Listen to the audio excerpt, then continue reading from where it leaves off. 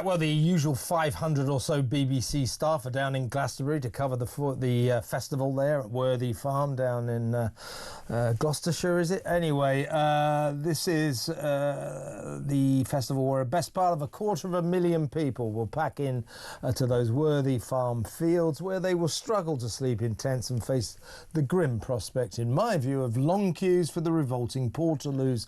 The weather forecast is average, while the lineup, in my view, is decidedly below average this year.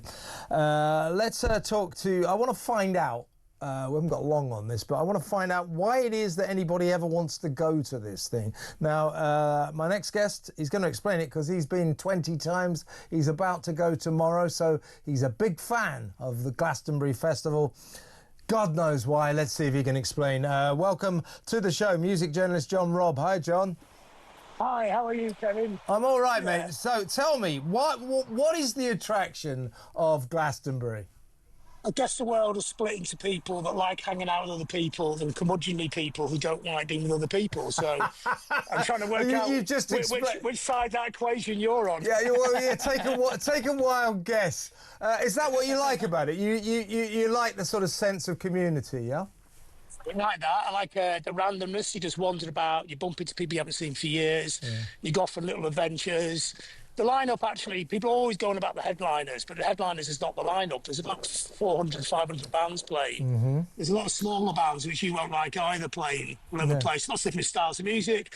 There's all the way from African music to dub to techno. There's a mad rave in the middle called the Shangri-La, which seems to go on for about 4 days non-stop with about 30,000 people at it. Okay. This sounds like your worst nightmare, doesn't it? It doesn't. It doesn't. You know, I watch it on the telly, and you know, I like. I'm not a mainstream music fan. I like all the sort of out there kind of indie type stuff. So I do enjoy watching it on the telly.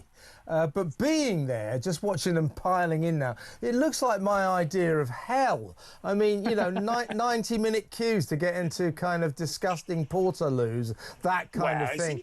What about that side of things? It's not really like that. I mean, it's not like it was about 30 years ago. The complaint that most people have now is too posh. You know, they have posh portaloos. It's not like a ditch, and you don't really have to queue that long to go to them. You know, any longer than you would have to queue in a pub on a Saturday night. You know what I mean?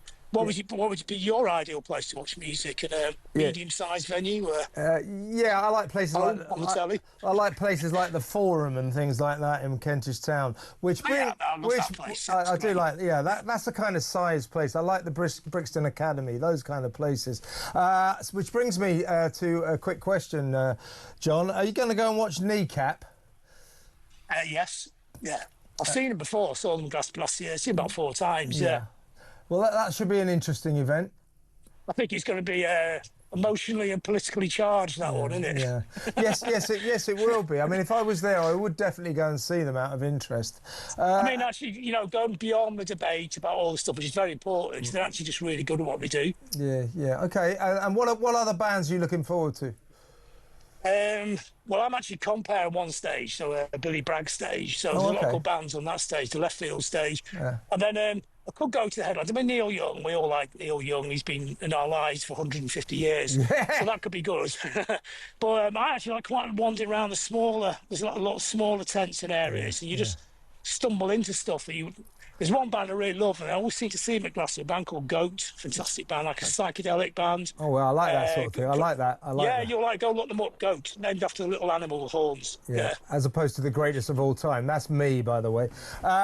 Listen, John, good to talk to you, and have a great time at the Glastonbury. Maybe come on next week and tell us how it went, yeah? All right? All right, thank you. All right, mate, take care. John Robb there, music journalist, 20 times, you know.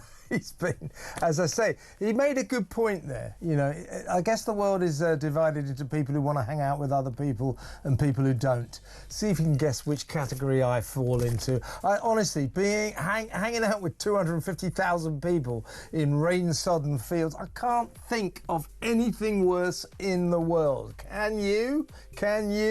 Let me know. By the way, the first person in the queue who waited since Tuesday, his second name was Beard. I bet he's got one as well. Guess what his job was?